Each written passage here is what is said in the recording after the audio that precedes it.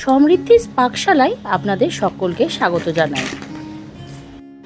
আজ দেখাবো টমেটো সুন্দরী। প্রথমে 3টে টমেটো নিতে হবে। এখানে দেখে নিতে হবে টমেটোগুলো যেন খুব বেশি পাকা না হয়। ঠিক এইরকম টমেটোগুলোর কালার হলেই বেশি ভালো হয়। টমেটোগুলোর ভিতর থেকে ডিসিড করে নিয়ে তারপর একটা বোলের মধ্যে 3টে ডিম, আপনার টমেটোর পরিমাণ আন্দাজ অনুযায়ী আপনারা ডিমের কম বা বেশি করে নেবেন। দিয়ে দিতে হবে শুকনো লঙ্কা।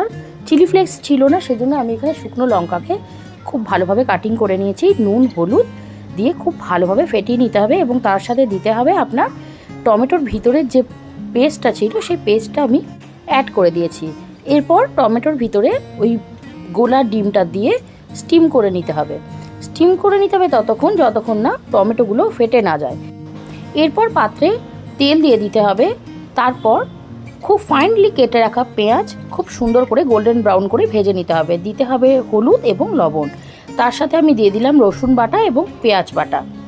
এরপর আমি দিয়ে দেব আদা, শুকনো লঙ্কা এবং জিরের পেস্ট দিয়ে খুব ভালো করে তেল ছাড়া করে এটাকে কষিয়ে নিতে হবে।